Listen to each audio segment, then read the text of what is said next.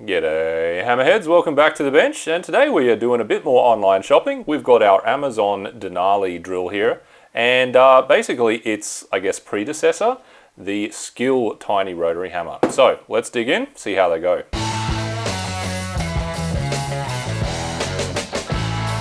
So fairly recently, Amazon decided to start selling its own tools under the brand Denali by Skil. And this little guy, I've actually done a full video just on him. So if you want to go see what a tiny little rotary hammer like this can actually drill through, go check that out. Because today we're going to be mostly focusing on the differences between the Denali version and the Skil version. So Skil, of course, is an old American tool company. They are owned by Chevron, a Chinese company now, because, you know, big fish eat the little fish. But historically, Skil was a pretty big brand in its own right. After all, the Skil saw, like circular saw, it was the saw that built America. In fact, there are a lot of guys out there who still call a circular saw a Skil saw. At least the sort of worm drive ones. But recently they've had a bit of a revival with a bunch of new cordless tools in this kind of red color. It's not quite the same as Milwaukee, a bit of a lighter red. And so as we can see between these two hammers, they are very, very similar looking. They're not actually identical. So you can see the rubber moldings around the handle, 3 vents, 2 vents. The gray one is actually a little smaller, slimmer profile, not as long. This guy actually has these lights, these direction lights, which is, I mean, it's a bit DIY-ish, but I guess it's a nice touch. Teach you if you're in forwards and reverse. They are both 2-mode. They both have this kind of ambiguous looking marking on there. So the drill and then the screw, which kind of looks like a drill and the hammer over here, but 2-mode, so drill, drive, and then hammer, drill. And these guys are both, of course, SDS Plus. They are tiny rotary hammers. So they fit our standard SDS Plus bits in there. But the red one has a special little feature. And this is why I was actually pretty keen to get a hold of this little guy, because it's got a hex in there as well, somehow. So you may have noticed it's got this little holder here with this adapter bit. It's a 1/4" hex to hex adapter, basically an extender. And that actually fits in there as well. So if we pull that down and insert, just like you do with the SDS, that is now in there. So any hex bits you want will go right in there. So it'll work as a driver. If you have hex shank drill bits, they'll also fit in there. If they're long enough, it's got to be quite long, they'll actually fit straight in there on their own. Oh. So how the hell do they do that whole thing? Inside the chuck of the grey one, there is a normal striker pin. So this is one I took out of an old Bosch drill. Just a solid sort of 8mm pin that hits the back of the drill bit. And you can see this one, after millions and millions of impacts in its lifetime, it's slightly mushroomed out from hitting the backs of those drill bits. Now the red one actually has a striker pin, which is shaped like that. So you can imagine that'll still work, that'll still impart the, impact energy onto the back of the bit there, but it's not a full solid bit of metal. It is, sort of conical. So I've got a little borescope. Let's just check inside the chuck, see what's going on inside there. And that just looks like a standard SDS chuck. I'll just focus on the back. So that greasy thing down there, that's just the end of the striker pin. And then I'll focus further up. So on the sides there, those 2 keys which go in the slots in the drill bit. And then at the bottom there, we've got the bearing ball, which actually holds the drill bit in. Now inside this one, we've got, instead of a flat striker, we've got this thing that's broached out with that hex shape in it. And so if I focus up on that ring there, that ring is basically the only part which strikes the back of the drill bit. So I have a feeling that is why it has less impact force. And then I got this one as a bare tool, but it actually came with a few extra bits. So we have this little hex adapter back here. Came with a set of driver bits for the hex adapter. And also this little adapter, SDS to 3-jaw chuck. That's 10mm, so it's not a full-size one, but hell, if you want to stick a normal drill bit in there, then you're covered. Basically, this little tool is designed to be you're all in one solution. All right, so let's look at the specs. Here they are in bold. So rotary hammer 1702, Amazon rotary hammer 1702. B&E probably regional differences. Price, AUD, this guy cost a lot to ship here. And if we check Amazon for the current prices, that whole kit is 85 bucks versus, looks like 148 for the Skil kit or 76 for the bare tool. So big price difference there. Weight, 1.4 kilos versus 1.5. 3 pounds versus 3.3 pounds. Capacity, Denali reckons their half-inch capacity, 12.7 mil. And Skil, for some reason, 11 millimeters. It's half-inch versus a bit less than half-inch. Impact energy, 1 joule versus 0.9 joules. Again, a little bit less for the red one. Let me just Google that. All right, 0.74 foot-pounds versus 0.66 foot-pounds. Impacts per minute, they both reckon 5,000. And so the impact power, theoretically, actually, the Denali is going to be drilling a little bit faster. 5,000 versus 4,500. And the RPM, they reckon, is the same, 900 each. So batteries are freshly charged. Let's check their voltage. We got 20.5 volts on the Skil and 20.5 volts on the Denali. Okay, let's check their revs.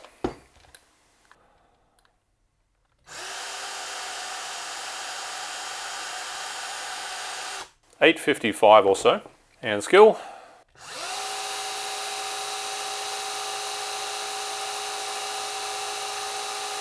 about 890, and you can hear slightly higher pitch on there. Okay, so is that the batteries or is that the tools themselves? Let's swap these around.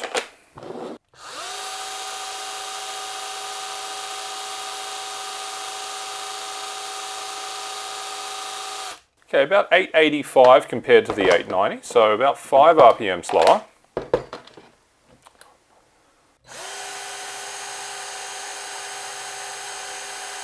And 10 or 15 RPM faster with the better battery on there. So it seems like Skil has slightly better tool and battery. All right, so let's get drilling. First test is 8mm speed drill. So 8mm or around 5/16, pretty small hole. I like to do the small hammers with small drill bits because, you know, that's what you're going to be using them for. Now, normally I'm using the depth rod to actually set the depth of this, so it's a hard stop against the concrete.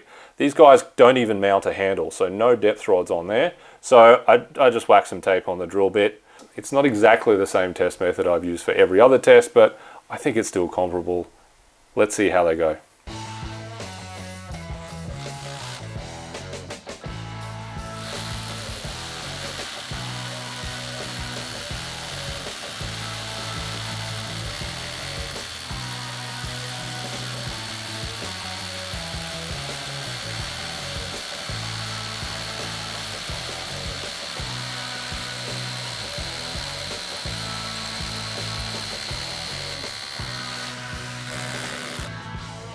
Alright, for the 8mm speed drill, well, I guess they got there in the end. We can see the Skil almost down the end here, 22.43 seconds, averaging up a few of those runs.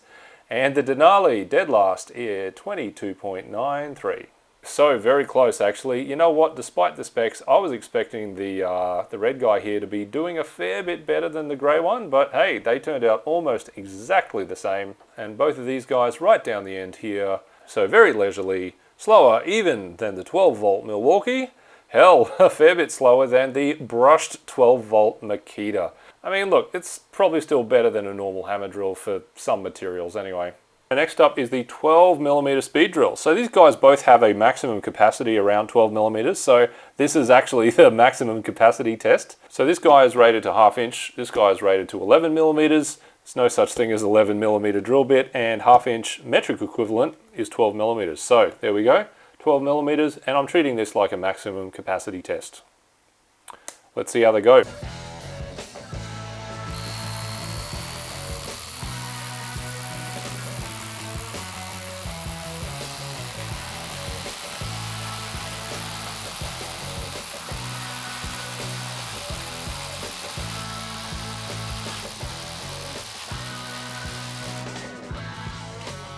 Alrighty, for the max capacity. Now, this chart is getting a little too big, but luckily these two guys are right in the middle. We had the Skil, 37.67 seconds average. So this time they're actually either side of that 12-volt brushed Makita, the HR140. But you know what? This guy was drilling 14mm holes, so bigger hole, harder job, still did the same. The max capacity test is great because it actually tests what the manufacturer reckons the drill can handle. And so the fact that these two guys are right in the middle of this pack, it's telling me that, yeah, they are really sort of around a 12mm or ½ inch capacity, for sure.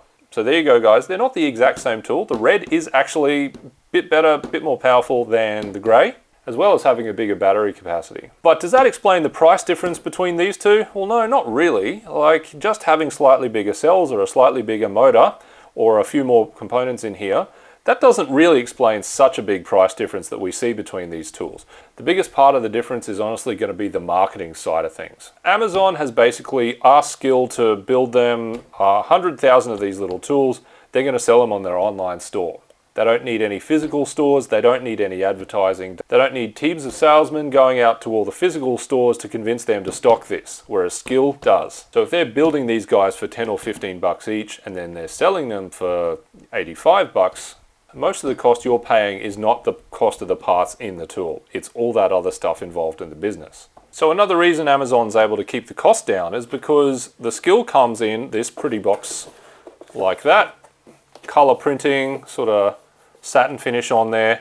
So, you know, this box is designed to be eye-catching when you're in a store buying stuff. The Amazon box, plain cardboard, hardly any ink on there. That's going to be a lot cheaper to make, maybe cost 50 cents or $1 less than that box. It doesn't need to be eye-catching, it just needs to survive shipping from Amazon. So there are all sorts of tricks that they use to keep the cost down for home brand tools like that. So the big question, is it worth buying Skil? Well, honestly, if you're looking for a tiny rotary hammer and you're not really sure if you're going to use it very much, there's no point spending the extra money. You can always get the Denali and then a couple of extra adapters if you want to, you know, drill other stuff or use it as a driver or what have you. The Skil is a more versatile tool, so if you only want one tool and you don't want to get extra bits, this guy's a really good option. So you can buy into the Skil system, you can get bigger batteries, and you know, they've even got lawnmowers and stuff like that. So Skil overall is a much better, more useful system for you. If you're not really sure, if you only probably want one tool or you're only going to drill a few holes, you know, Denali's going to be fine too. But other than that, not much of a difference between these two guys. The hex thing in the chuck is pretty clever, but are you ever going to use it? I don't know. Personally, I wouldn't.